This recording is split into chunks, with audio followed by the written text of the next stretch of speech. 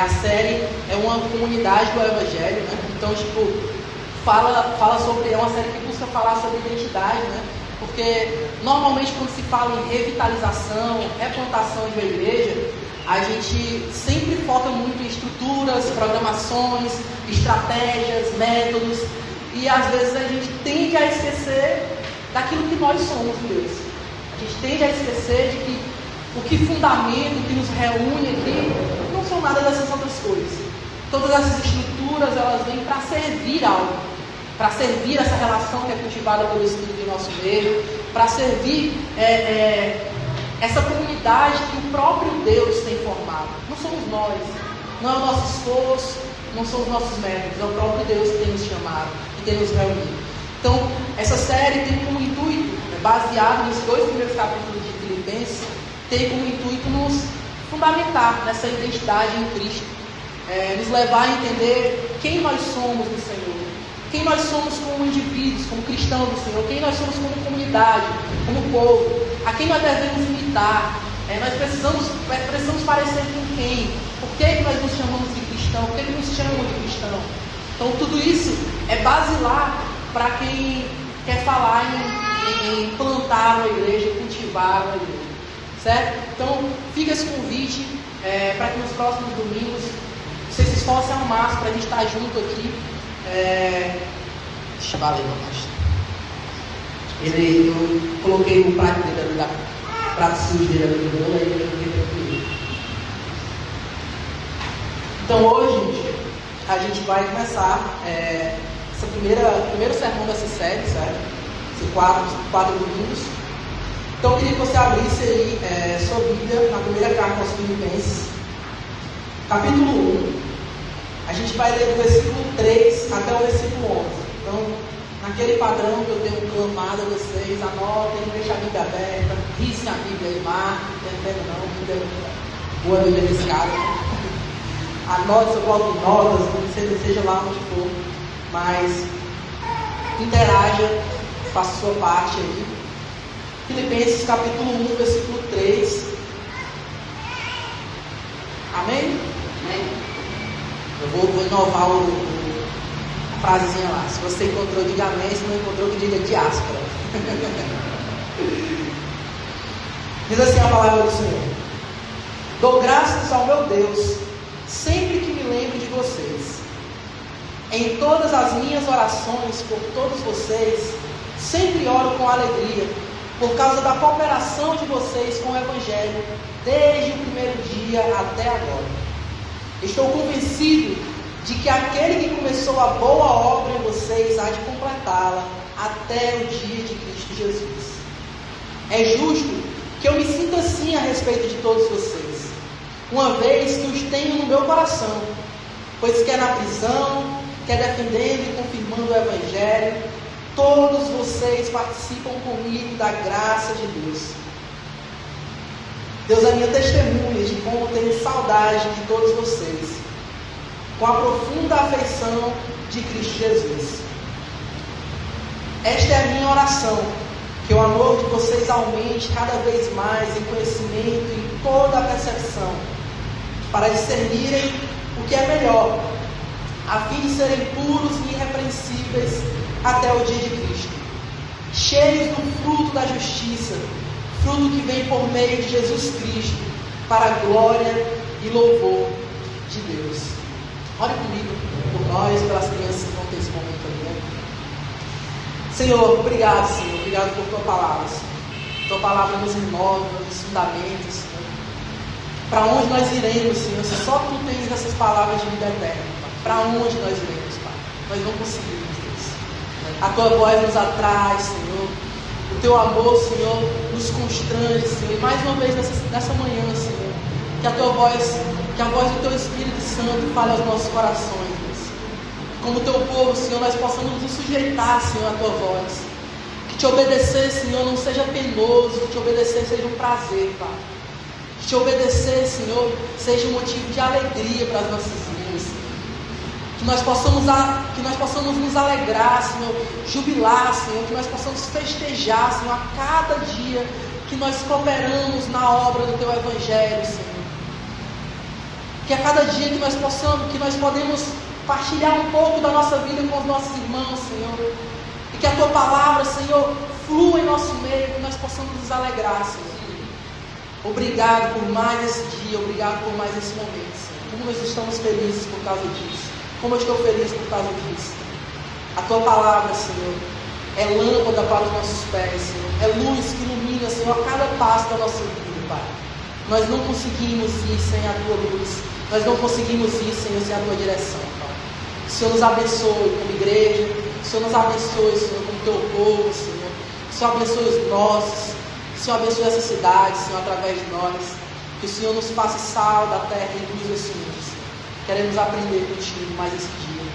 Amém. E graças a Deus.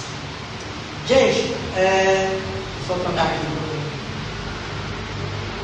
dois bolsos para não me perder, né? Baixa a cabeça para mim. Primeiro, é muito bom poder ver todos vocês aqui, certo? Não por números. Tem uma coisa que a gente vai falar muito aqui hoje. É sobre o foco disso tudo. Quando você se fala em uma revitalização, uma igreja que está revisitando os fundamentos, está ali tendo que lidar com problemas internos, tendo que lidar com expectativas superestimadas, né? Nós vamos ter que, de alguma forma, olhar em algum momento para números, né?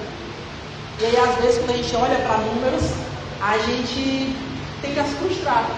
Mas o convite que eu queria fazer para você hoje é olhar para os irmãos que se encontram aqui nessa manhã. Eu ia falar essa noite. Há muito tempo que eu sou lugar e você quer ir.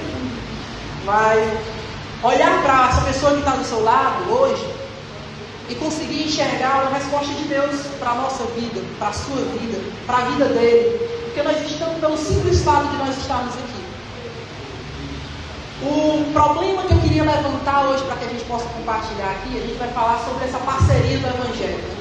E o problema que eu queria compartilhar, levantar e partilhar com vocês aqui, é que algumas facilidades que a gente tem, algumas dificuldades que a gente tem na nossa vida, no nosso dia a dia, em tudo que a gente faz. Eu vou dar aquela de pastor que fica, olha para sua irmã, não vou mandar olhar para sua irmã não, mas eu queria que você interagisse comigo uma vez, né? Uma vez, eu não faço isso. Mas, se você, em algum momento da sua vida, começou algo, qualquer coisa, um projeto, uma rotina fitness, sei lá, um propósito, qualquer coisa na sua vida que você começou e não terminou, pelo meio do caminho você abandonou. De alguma forma você parou no meio do caminho. Queria que você levantasse a mão. Em algum momento. Acho que isso é algo comum entre nós, né? Todo mundo em algum momento da sua vida já começou algo e parou. Diversos são os motivos com relação a isso. Amém?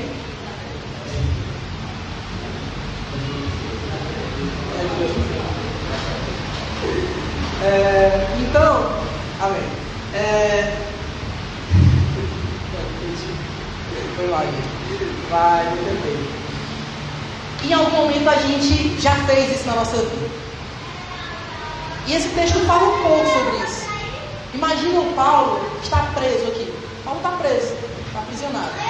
Ele está falando, ele está passando uma mensagem, está escrevendo. Ele começa essa carta fazendo uma oração, uma ação de graças ao Senhor por essas pessoas que ele está enviando essa carta. Olha que interessante, um cara que está preso, está mandando uma carta para uma galera que está passando por problemas também. Essa igreja já tem uma caminhada com Paulo. Paulo já sabe muita coisa sobre essa igreja, sobre esses irmãos. E ele está aqui festejando a respeito daqueles irmãos. Com certeza eles têm os seus problemas. Mas tem algo aqui que Paulo está apontando através dessa simples ação de graça. A dificuldade, por muitas vezes, que nós encontramos na nossa vida, na nossa jornada, de permanecer naquilo que nós nos propomos a caminhar. Convertendo aquilo, a pergunta que eu fiz para vocês, né, sobre a gente iniciar alguma coisa e não conseguir perseverar, não conseguir terminar. Eu acho que pouca gente tem crise do momento que a gente encontrou a Cristo. A gente tem uma imagem, uma lembrança, na maioria das vezes, do momento que a gente encontrou essa mensagem do Evangelho e aquilo impactou a nossa vida. E na maioria das vezes foi uma mudança radical, na maioria das vezes aquilo trouxe uma uma emoção muito grande para nós, e a gente agia de forma diferente do que a gente agia em toda a nossa vida, né? Só que com o passar do tempo, a gente vai começando a despencar um pouquinho. Não, isso não é mais isso não precisa ser tão radical assim, eu não preciso ser assim, não preciso ser assado. E a gente começa a lidar com problemas no nosso dia a dia, que talvez o nosso sentimento, a nossa jornada e a nossa relação com Cristo, que era naquele início, talvez agora não é mais a mesma coisa. Isso é comum na nossa vida cristã. Então, uma historiazinha que a gente costuma contar aqui no local é que, às vezes, é como se a gente estivesse numa estrada aqui e a gente vai para o acostamento, né? Porque a gasolina está acabando, está dando problema no carro ali. A gente vai para o acostamento, a gente sabe, a gente conhece, a gente não esqueceu. Aquilo brada no nosso coração, a gente conhece a verdade. Mas a gente está ali começando a esmorecer na fé, a gente está começando a esfriar na fé. Aqueles cristãos estavam lidando com problemáticas. E haviam ataques internos e externos à fé deles. Seja por meio de perseguição, como por meio de falsas doutrinas que começavam a assolar a vida da igreja naquele momento. E Paulo, ao se dirigir para essa igreja que permanece, olha, é um exemplo bom. Diferentemente do que Paulo escreve aos Coríntios, desce a lenha, né? Ele está aqui se dirigindo e se alegrando ao Senhor pelo exemplo dessa igreja. Porque diante de todas essas dificuldades, mesmo ele próprio, estando preso, aquelas pessoas continuavam permanecendo e cooperando no Evangelho do Senhor Jesus. Isso é algo comum, gente, por isso que Paulo toca nesse assunto em sua oração. Porque é fácil a gente começar as coisas, é fácil a gente falar que vai fazer, é fácil a gente assumir o compromisso, é fácil a gente iniciar muitas coisas. Sabe o que é difícil? É perseverar, é permanecer unido. No dia que o irmão nos decepciona, no dia que as coisas não vão bem, nos dias que a adversidade vem, essa é a hora que não é fácil. Essa é a hora que normalmente a gente desanima. Mas aqueles irmãos são elogiados, a sua fé é elogiada por Paulo justamente por causa disso. Quando aquele cara que está preso olha aqueles irmãos que estão enfrentando seus desafios, ele vai escrever, ele olha para Deus e fala assim: se você prestou atenção nessas palavras de Paulo, velho, quanta alegria está contida nesses versos, quanta satisfação Paulo e segurança Paulo está encontrando em Deus a respeito daqueles irmãos. A vida cristã ela é marcada por eventos, sim, mas também por processos. E é talvez esse grande ponto de tensão desse texto aqui.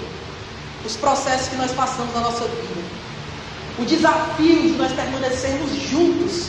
Lembra que o título que foi anunciado lá no Instagram, uma parceria no Evangelho, é muito fácil a gente falar assim, nós estamos juntos aqui.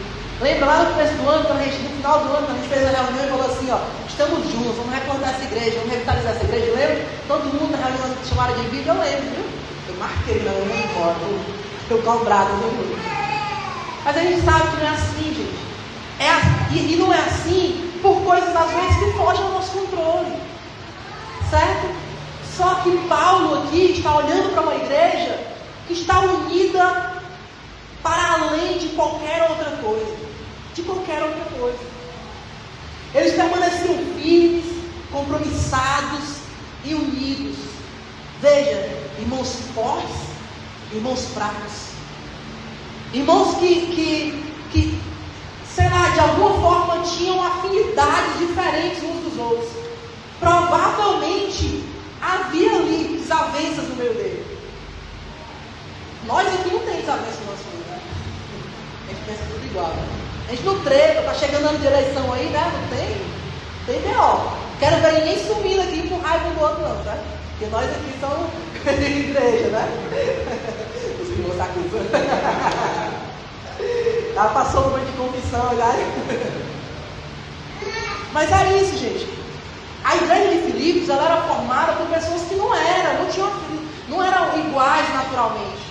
E eles entendiam isso. Mas Paulo enxerga aqui algo extraordinário neles. Aquela igreja cooperava desde o primeiro dia até agora. É isso que a palavra do Senhor diz. Desde o primeiro dia até agora, eles continuavam contribuindo. Paulo foi preso, eles continuavam contribuindo com a missão. Paulo está solto, eles continuavam contribuindo com a missão. A igreja está sendo atacada por falsos ensinos, eles se esforçavam em contribuir. Você sabe o que é contribuir com a missão de Deus? Imagina o que é contribuir quando a igreja está sendo atacada por falsos ensinamentos. O que é? É lutar contra esses ensinamentos. Ah, mas eu não sei. Meu irmão, é minha missão. Ah, mas eu não tenho tempo de estudar, não tenho tempo de amadurecer. É minha missão amadurecer, estudar as escrituras, se aperfeiçoar teologicamente para que eu possa defender a minha fé. Isso é contribuir diante de uma afronta, de uma heresia quando entrava a igreja do Senhor. Ah, mas o que está assolando a igreja agora, isso daqui é algo do tempo deles, não é do nosso tempo. Aí a politicagem que está entrando no meio da igreja. Não, aí é o meu político, então a gente vai passar um pano, né? Não. Paulo está dando graças por pessoas que em todo o tempo, se era pela defesa da vida, se era pela defesa do necessitado, se era confrontando aos falsos mestres, era se alegrando no tempo de bonança, era na perseguição, eles permaneciam firmes na missão do Senhor. No nosso aniversário aqui, né, a gente falou um pouco sobre isso, sobre viver testemunhando. A gente entendeu qual é a nossa identidade como testemunhas de Cristo. Nós vivemos tempos, gente, em que o desafio talvez seja parecido com o desafio que a igreja de Filipos passava. Num tempo de perseguição, num tempo de divisão, da tentação para dividir, qual que é o convite melhor, gente? Se isolar, né? Quando a gente briga com o irmão, qual é que é o mais fácil? É chegar e se reconciliar ou é deixar ele no canto dele e eu viver minha vida?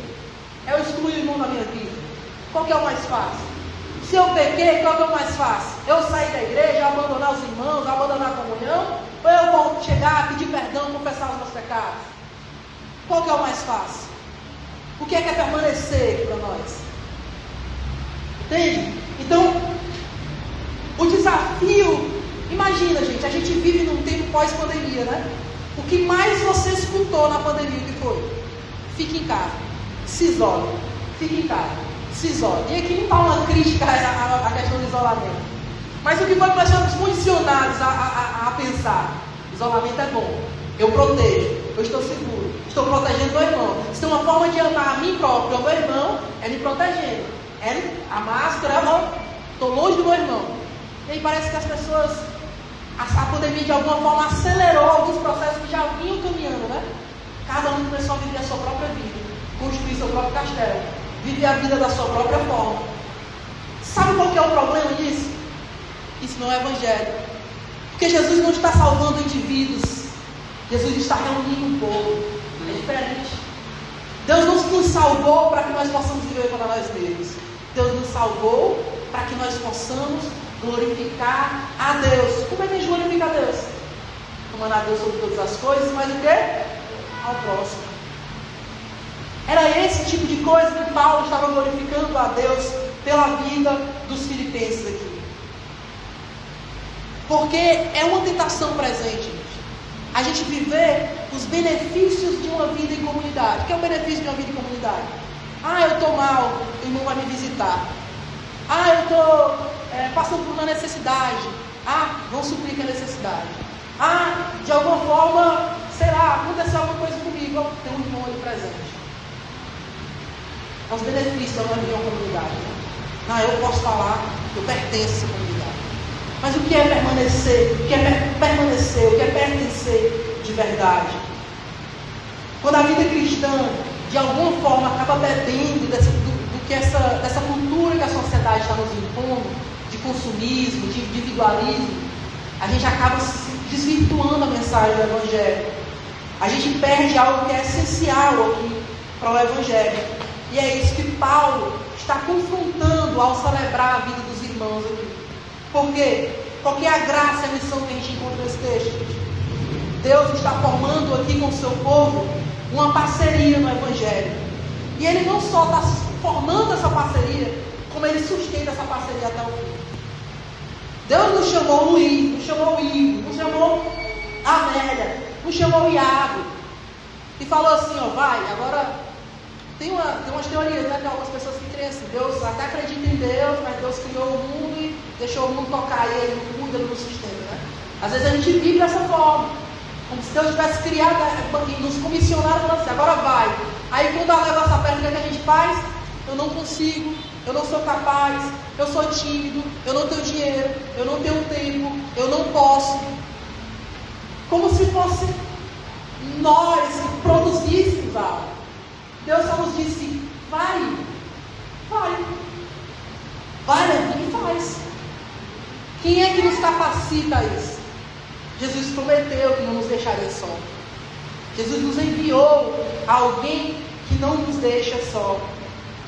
Ao olhar para os filipenses aqui, Paulo está vendo um monte de membro de instituição, gente. Não, aqui é a igreja de Filipenses, esse aqui é membro, ele vem tantos cultos. Esse daqui já está quase sendo membro, porque ele mal vem no culto. Paulo está fazendo isso? Não. Ele está vendo um organismo que é vivo. Paulo demonstra aqui, gente, que o Evangelho, ele nos une em torno de uma missão.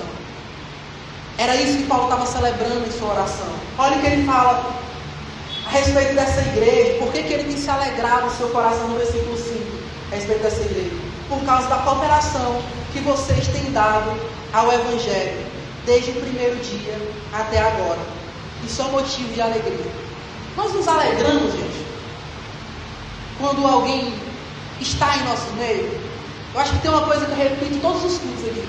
Como é bom estar com vocês aqui todo mundo. Você tem se alegrado pelo irmão que está aqui com você? Porque talvez se você diz que tem se alegrado, se nós falamos, expressamos que nos alegramos com a presença uns dos outros, mas a gente não sente falta quando esses outros não estão aqui, talvez essa alegria não seja tão verdadeira assim. Porque não há nenhum esforço contemplado nisso. A palavra que Paulo usa nessa cooperação vai muito além de uma parceria, a nossa linguagem que a gente vive hoje, né? Parceria que se desfaz ali facilmente. Não. Paulo está falando aqui sobre comunhão, está falando sobre participação, está falando sobre se integrar de verdade a missão e a vida do outro. Então, exemplo desses filipenses aqui, o que é que Paulo está falando?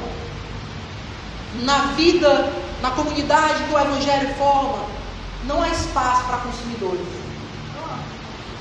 Há espaço para membros de verdade do corpo de Cristo. A gente, por muito tempo, olhando para a igreja como uma instituição, imagina um membro, e aí algumas igrejas falam assim, não chamam mais os membros de membros, chamam membros de líderes, chamam membros de outras coisas, nada contra, certinho. Só que isso muda o nome, mas não ataca a raiz do problema. Porque nós somos membros, nós precisamos entender o que é ser um membro do corpo de Cristo, o que é ser membro de uma comunidade de fé. É ser participante, é ser parte da vida daquela comunidade, é ser parte do propósito daquela comunidade, é ser parte da missão que aquela comunidade está sendo formada. Porque na verdade nós estamos sendo unidos ao redor dessa missão. Então eles não eram participantes, eles oravam, eles contribuíam, eles serviam, eles sofriam, testemunhavam e tudo mais, né? Porque de alguma forma eles estavam unidos pelo Evangelho. Segunda coisa, gente, versículo 6 fala o quê? Eu estou convencido de que aquele que começou a boa obra vai completá-la até o dia de Cristo Jesus. Quem é que está assegurando isso para Paulo? É a conduta dos filipenses? Por mais perfeito, por mais perseverantes que eles fossem, isso garante que Paulo, estando preso, longe deles, tenha tanta convicção assim a respeito da perseverança deles até o último momento. Paulo está falando assim, ó, eu tenho certeza que aquele que começou a obra na vida dessas pessoas aqui, vai terminar. Se você for perguntar para qualquer reforma, ele vai falar o quê? Perseverança de sangue. Por quê? Aquele que começou, quem foi que começou a obra nas nossas vidas? Foi Jesus, amém?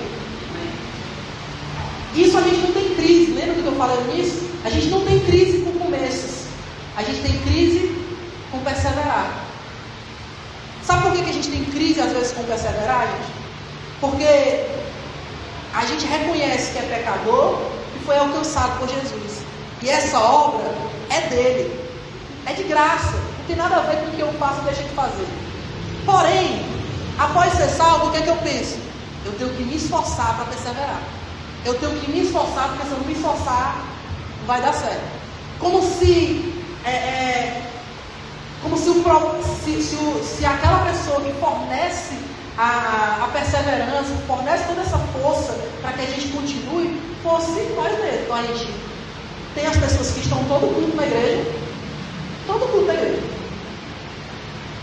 mas conseguem não pertencer à igreja. E tem aquelas pessoas que somem da igreja, porque de alguma forma encontram em si aquilo que é suficiente para viver em comunidade. O que Paulo está falando aqui? Qual que é o ideal? É um ou é outro? É nenhum dos dois, gente. Ele está nos chamando aqui ao pertencimento. O que ele está nos chamando não é para ritos. O que ele está nos chamando não é para pertencer a uma instituição, a uma organização. O que ele está nos chamando é para pertencer a uma comunidade que é formada, fundamentada pelo Evangelho, Senhor.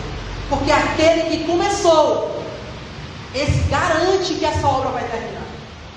Esse garante que essa obra vai ser concluída. Não somos nós. Então, no momento que eu vejo meu irmão aqui, o que é que eu faço? O que é que me alegra? Ele está perseverando. O que é que me alegra? Ele continua. Ele está resistindo. E por que ele está fazendo isso? Porque Cristo está garantindo. Porque o Evangelho está garantindo. Não ele mesmo, não eu. E velho, se tem uma coisa que nos dá segurança, é isso. Não é nós que sustentamos a nossa fé, mas o Senhor. Isso nos dá descanso, isso nos traz segurança. Porque foi Ele que começou a obra, foi Ele que reuniu a nossa comunidade, foi Ele que sustentou ela até o momento, e é Ele que conduzirá o seu povo até o fim. Nós, gente, somos limitados, mas em Deus, nós podemos estar seguros. Talvez em algum momento, talvez hoje, né? Talvez em algum outro momento, mas talvez hoje você esteja cansado. Existem os dias que a gente está cansado. Existem os dias que as crises nos torturam tanto que a gente questiona a nossa fé, a gente questiona a nossa vida, a gente questiona tudo o que acontece ao nosso redor. Isso é comum? Sim. Mas tem uma coisa, se tem um lugar que nós podemos correr, é para o Senhor. Porque nele nós encontramos segurança.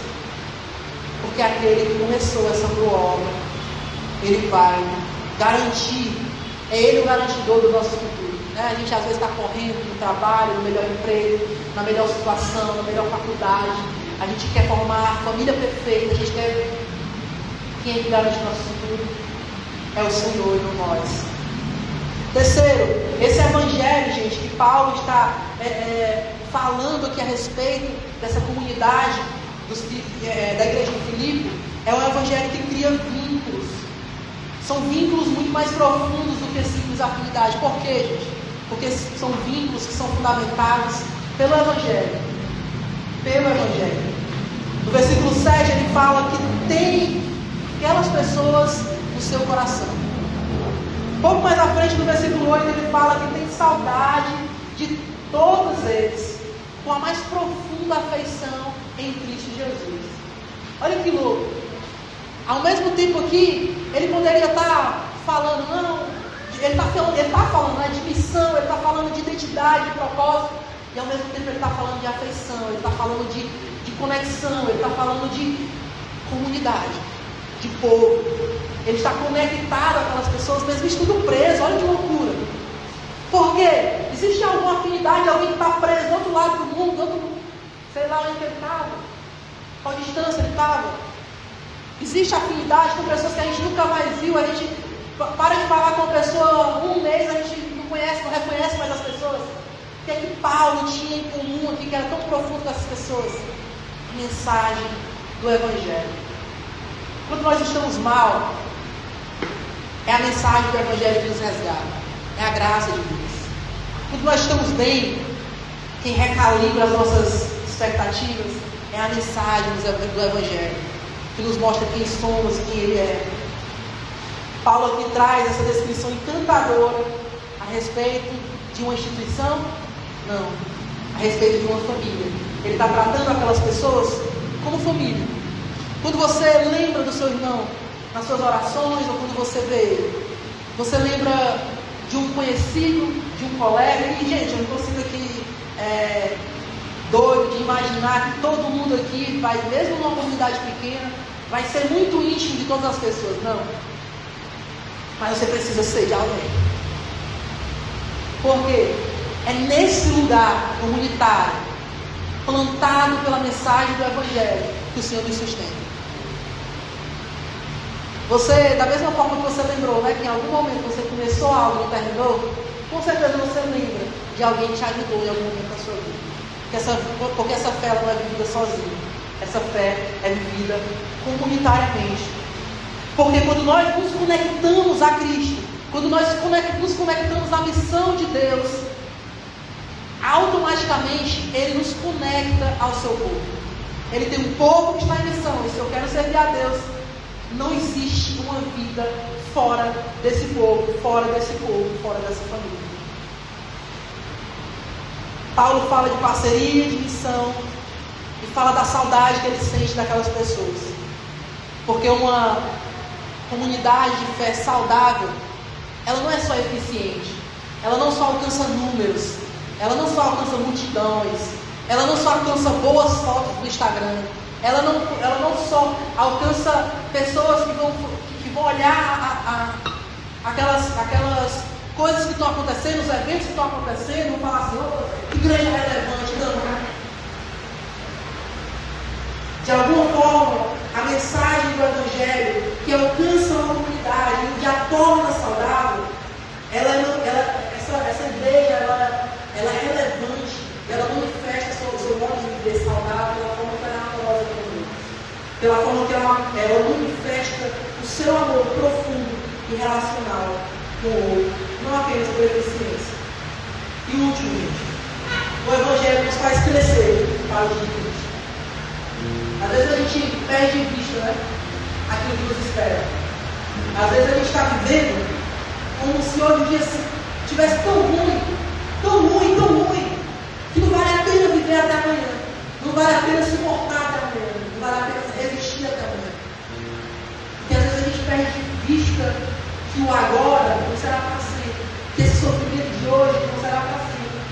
Que a perseguição dos filipenses não seria para sempre. O Evangelho nos faz crescer. Paulo, no versículo 9, diz que essa era a oração dele. Que o amor de vocês aumente cada vez mais. É isso que o Espírito Santo de Deus nos convida hoje. A crescer mais. A amadurecer.